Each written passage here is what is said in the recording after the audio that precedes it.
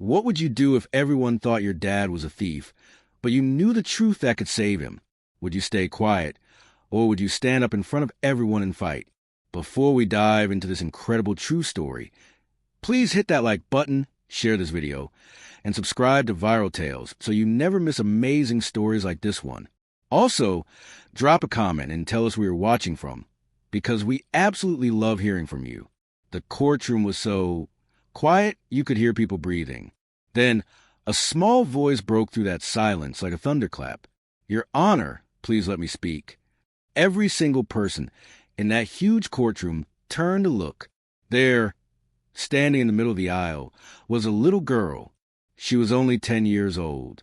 Her name was Maya Carter, and she was wearing her best dress, the blue one with tiny flowers that her mom had bought her before she died. Judge Richardson looked down from his big wooden desk, his eyes wide with surprise. In 30 years of being a judge, he had never seen anything like this. A child interrupting a trial about stolen money. "Young lady," the judge said slowly, "this is not a place for children to speak." But Maya didn't move. Her hands were shaking, but her voice came out strong and clear. "My daddy didn't steal that money. Everyone in this room has already decided he's guilty because he's black and poor, but I can prove you're all wrong." The whole courtroom exploded with noise. People gasped. Lawyers started talking fast to each other. News reporters grabbed their phones and cameras. This was the biggest surprise anyone had seen in years. At the front of the room, sitting behind a table with his lawyer, was Marcus Carter. He was Maya's dad, and right now, his heart felt like it was breaking into a million pieces. His daughter, his precious little girl, was trying to save him, but this was dangerous. This was a courtroom, not a playground. "Maya, no," Marcus whispered, his voice cracking. "Please sit down." But Maya was already walking forward. Her old sneakers made soft sounds on the shiny floor. She was carrying a worn yellow folder against her chest, holding it tight like it was the most important thing in the world. The lawyer who was trying to prove Marcus was guilty stood up fast. His name was Mr. Davidson, and he had a mean face. "Judge Richardson, this is completely inappropriate. Security needs to remove this child right now." Maya kept walking. She looked right at the judge and said, "They say my dad stole $75,000 from his company. They say he's a thief. But the real thief is sitting right there." She pointed her finger across the room. Everyone's eyes followed her finger. There in the front row sat a man in an expensive suit.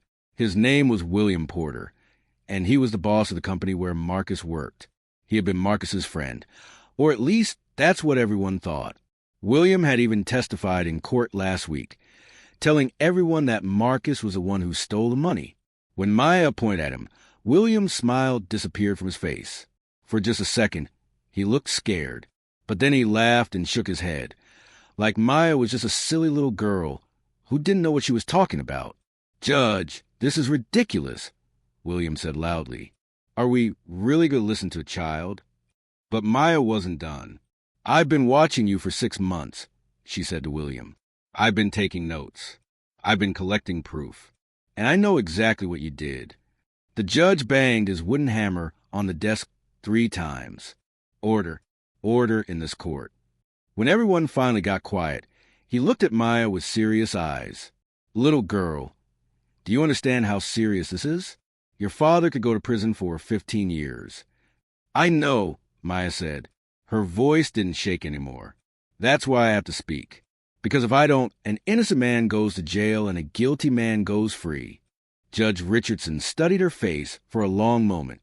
Then he did something nobody expected. He said, "I'll give you 5 minutes, but this better be good." Maya opened her yellow folder. Inside were papers, photos, and notes she had been collecting for months. This was her chance. Her only chance to save her dad.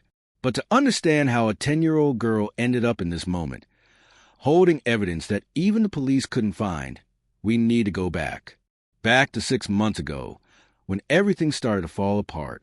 Marcus Carter had always been a good man. After Maya's mom died in a car accident 3 years ago, he had to raise Maya all by himself. It wasn't easy. He worked long hours as an accountant at Porter Financial Services, the company owned by William Porter. Marcus was really good at his job. He came to work early every morning and stayed late every night. He checked every number twice to make sure nothing was wrong. He never made mistakes. William Porter used to brag about him. Marcus is proof that my company values everyone, William would say in newspaper interviews and on TV. I believe in giving opportunities to talented people from all backgrounds. But Maya always noticed something weird about the way William said those words. He smiled when he said them, but it wasn't a real smile. It was a kind of smile people make when they're pretending to be nice, but aren't really nice inside. The first time Maya knew something was wrong was on a rainy Thursday afternoon. She was waiting for her dad in the lobby of his office building. She was sitting on a bench, reading a book for school, when she heard voices near the elevator. "Williams is getting too comfortable here," one of the voices said. Maya looked up and saw William Porter talking to two other men in suits. Maybe it's time to remind him where he really belongs. The other men laughed quietly. Maya pretended to keep reading her book, but she was really listening hard. She had learned how to do this after her mom died.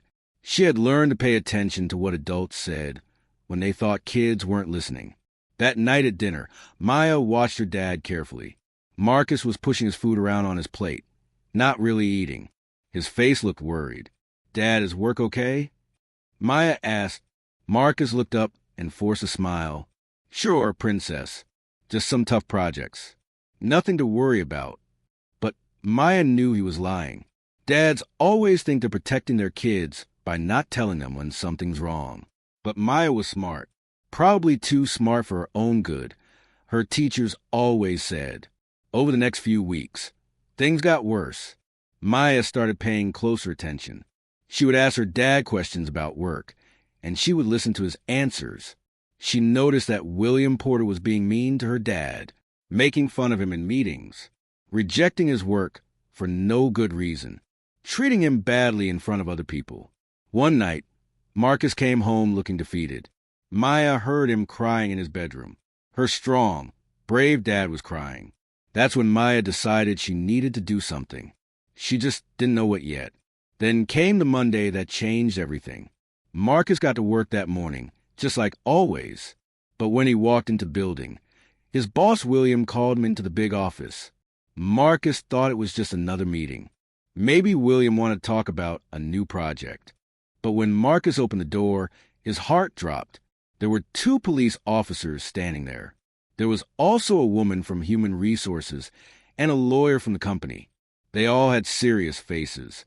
"Marcus Carter," one of the police officers said, "you are being accused of stealing $75,000 from Porter Financial Services." Marcus felt like the room was spinning. "What? No, there must be some mistake. I would never." "The evidence is clear," the lawyer interrupted. "Money has been disappearing from client accounts over the past 6 months. The trail leads directly to your computer." William Porter stood by the window, shaking his head slowly like he was so sad and disappointed. "Marcus, I trusted you. I gave you opportunities. How could you do this to me? To this company?" But Marcus saw something nobody else seemed to notice. For just a tiny second, William's mouth made a small smile. It was so quick that if you blinked, you would miss it. But it was there. A smile of someone who was happy about what was happening. The police put handcuffs on Marcus right there in the office. They walked him through the building where all his co-workers could see. People whispered and pointed. Some looked shocked. Others looked like they had expected this all along. Like they always knew a black man in a nice job was too good to be true. Maya was at school when it happened, but she had skipped her last 2 classes that day. She told the nurse she had a stomachache, but really, she just had a feeling. A bad feeling that something terrible was about to happen. She had been getting these feelings a lot lately. She was sitting on a bench across the street from her dad's office building when she saw the police bring him out in handcuffs. Her whole world stopped. People on the street stopped and stared. Some pulled out their phones to take pictures. Her dad, her wonderful dad who worked so hard and never did anything wrong, was being treated like a criminal. Maya wanted to run to him, but her legs wouldn't move. She just sat there, tears running down her face, watching him put him in the back of a police car. That night, Maya stayed with Mrs. Chun, their neighbor. Mrs. Chun was nice and tried to make Maya eat some soup, but Maya couldn't eat anything. She just sat in Mrs. Chun's living room, thinking. "Your father will be okay," Mrs. Chun said softly. "The truth always comes out." But Maya had learned that the truth doesn't always come out on its own. Sometimes you have to dig for it. Sometimes you have to fight for it. That's when Maya made her decision. If the adults weren't going to find the truth, she would. She went home, sat at her mom's old computer, and started to work. Maya had always been different from other kids. While other children her age were playing games or watching cartoons, Maya loved puzzles and patterns. Her mom used to say she had a special brain, the kind that could see things other people missed. Her mom had been a math teacher, and she had taught Maya how to think logically, how to solve problems step by step. Now Maya was going to use everything her mom had taught her. She started by writing down everything she remembered, every conversation she had overheard, every weird thing William Porter had said or done. Every time her dad came home looking worried or upset, she filled page after page in a notebook, organizing everything by date and time. Then she started researching. She looked up William Porter online and found articles about him. She learned about the company, about how to handle money, about what accountants like her dad actually did at work. She read everything she could find, even when the words were too hard, and she had to look them up in a dictionary. But reading wasn't enough. Maya needed real evidence. So she did something that would make most adults nervous. She started going to her dad's office building after school.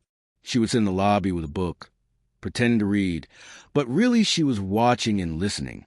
She watched William Porter come and go. She noticed that he always stayed late on Thursday nights, long after everyone else went home. She saw him carrying folders to his car, looking around nervously like he didn't want anyone to see. Maya started taking pictures with her phone. Not obvious ones, but sneaky ones. Photos of William's car, photos of the folders he carried, photos of him meeting with strange people in the parking lot. One day, she followed him. She knew it was dangerous, but she had to know what he was doing. She stayed far back, hiding behind cars and trees, watching as William drove to a fancy restaurant across town. There, he met with a man in an expensive suit. They talked for a long time, and William handed the man a thick envelope. Maya took more pictures. She wrote down the license plate of the other man's car. She noted the time and date of everything. At home, she organized all her information into the yellow folder. She made charts and timelines. She connected dots that the police and lawyers had missed. And slowly, very slowly, a picture started to form. A picture of what really happened. But having evidence wasn't enough. Maya needed to get it into the courtroom. She needed someone to listen to her. Meanwhile, Marcus was sitting in jail, waiting for his trial. His lawyer was a public defender named Ms. Thompson, and she was trying her best, but she was handling 30 other cases too. She didn't have time to dig deep into Marcus's case. She looked at the evidence the police had, and it looked bad. Marcus, Ms. Thompson said during one of their meetings, "The evidence against you is strong. Maybe we should consider a plea deal. If you admit to taking the money, they might reduce your sentence to 5 years instead of 15. But I didn't do it," Marcus said firmly. "I won't admit to something I didn't do." "I believe you," Ms. Thompson said, though her voice sounded tired and uncertain. "But belief isn't enough in court. We need proof, and right now, all the proof points to you." Marcus put his head in his hands. How did this happen? How did his whole life fall apart so quickly? And what would happen to Maya if he went to prison? She was only 10 years old. She needed him. He thought about giving up, about taking the plea deal just so he could get out of prison sooner and get back to his daughter. But every time he thought about it, he remembered what his wife used to say before she died. Always stand up for the truth, Marcus, even when it's hard, especially when it's hard. The trial finally started on a cold Monday morning in February. The courtroom was huge and intimidating, with high ceilings and dark wood everywhere. Marcus sat at the defendant's table, wearing the one good suit he owned. He looked thin and tired. He hadn't been sleeping well. Maya sat in the back row with Mrs. Chun. She was holding her yellow folder tight against her chest. She had tried to show it to Miss Thompson, her dad's lawyer, but Miss Thompson had been rushing between cases and had barely looked at it. "Honey, this is very sweet," Miss Thompson had said quickly, "but we need real evidence, not notes from a child. Let the adults handle this, okay?" Maya had felt anger rise in her chest. Adults always said things like that. Let the adults handle it. But the adults were getting everything wrong. The trial was not going well. The prosecutor, Mr. Davidson, presented his case with confidence. He showed bank records that seemed to prove Marcus had stolen the money. He showed computer logs that made it look like Marcus had been the one moving money around. He brought in witnesses from the company who said Marcus had been acting strange and secretive lately. William Porter took the witness stand and put on a show. He talked about how much he had trusted Marcus, how he had been like a son to him, how heartbroken he was by this betrayal. "I gave him every opportunity," William said, his voice sad and disappointed. "I believed in him when others doubted, and this is how he repays me." Maya watched in the back row, her hand squeezing the yellow folder, so tight her knuckles turned white. She could see right through William's lies. She knew the truth, but nobody was listening to her. By the end of the second day of trial, things looked terrible for Marcus. The jury members had serious faces. Some were already shaking their heads like they had made up their minds. Marcus was going to be found guilty. Everyone in that courtroom knew it. That's when Maya made her choice. She couldn't sit quietly anymore. She could watch her dad go to prison for something he didn't do. Even if adults thought she was just a kid who didn't know anything, she had to try. Which brings us back to this moment. Maya standing in front of Judge Richardson, her yellow folder open, the entire courtroom watching her with wide eyes. "You have 5 minutes," the judge reminded her. "Make it count." Maya took a deep breath. Her hands had stopped shaking. She felt calm now, like her mom was standing right beside her, giving her courage. "Your Honor, everyone thinks my dad stole $75,000. But if you look at the bank records carefully, you'll see something strange. The money was moved on Thursday nights, always around 8 o'clock. My dad was never at work that late on Thursdays because that's when we have dinner together. We order pizza and watch a movie. We've done this every Thursday for 3 years, ever since my mom died." Mr. Davidson, the prosecutor, jumped up. "Your Honor, this is just a word of a daughter defending her father. Of course she would say he was home." But Maya was ready for this. She pulled out papers from her folder. "I have receipts. Every single Thursday for the past 6 months, we ordered pizza from Mario's Pizza at 7:30. Here they are, with dates and times. My dad couldn't have been at the office stealing money if he was at home with me." The judge leaned forward, interested now.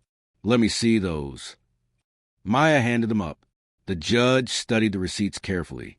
His eyebrows went up. The dates matched exactly with the dates when money was stolen. "There's more," Maya continued. She pulled out photos from her folder. "I took these pictures of Mr. William Porter. Look at this one from 4 weeks ago. He's carrying folders to his car late at night on a Thursday. And this one from 3 weeks ago. Same thing. And here's one from last week." She spread the photos on the table. Everyone in the courtroom leaned forward to look. In each photo, William Porter was clearly visible, carrying folders, looking around nervously like he was worried someone might see him. William stood up, his face turning red. "This is ridiculous. Those photos don't prove anything. I often work late. But you told the police you never work past 6 o'clock, Maya said quickly. "I read your statement. You said you're always home for dinner by 6:30. So why were you at the office at 8 or 9 at night on these Thursdays?" William's mouth opened and closed, but no words came out.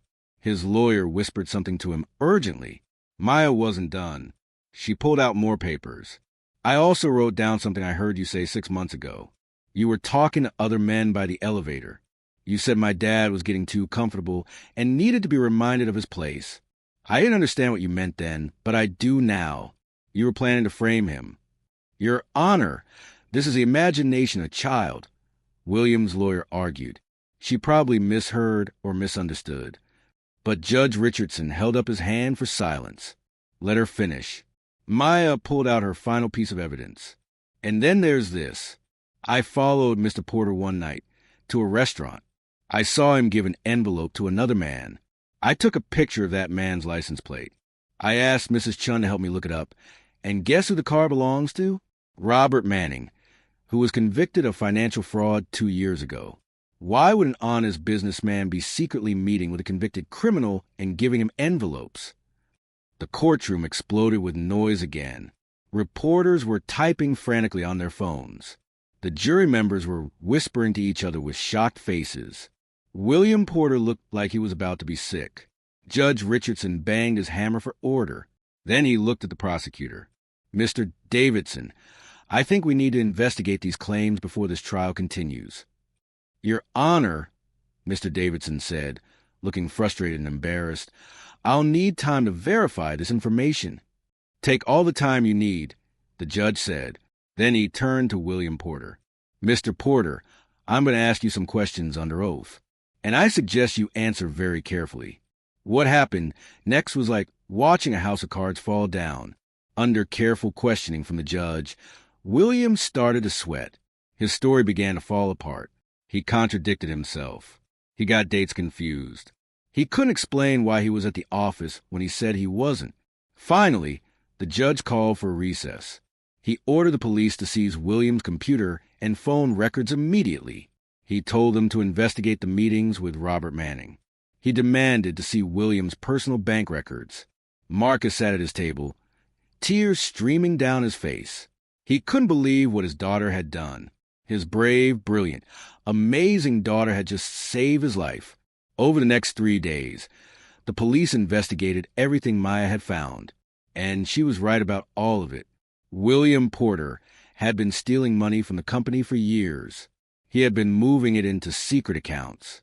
When people started to notice money was missing, he needed someone to blame, so he chose Marcus, the black accountant who nobody would believe, and he planted fake evidence on Marcus's computer to frame him.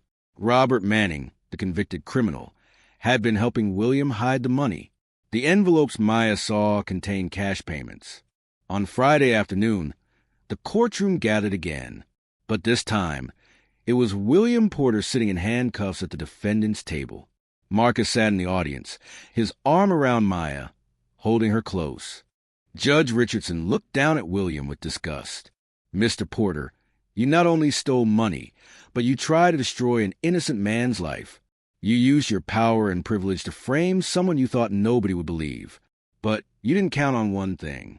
You didn't count on a little girl who loved her father enough to fight for him. William was found guilty of fraud, embezzlement, and false testimony. He was sentenced to 20 years in prison. All charges against Marcus were dropped. The company even gave Marcus a big settlement payment for what they had put him through. Outside the courthouse, reporters surrounded Marcus and Maya, asking questions and taking pictures. But Marcus just knelt down and hugged his daughter tight. You saved me, he whispered, crying. My brave girl saved me. You would have done the same for me, Maya said simply. That's what family does. Mrs. Chun was there too, crying happy tears. Your mother would be so proud of you, she told Maya. So very proud.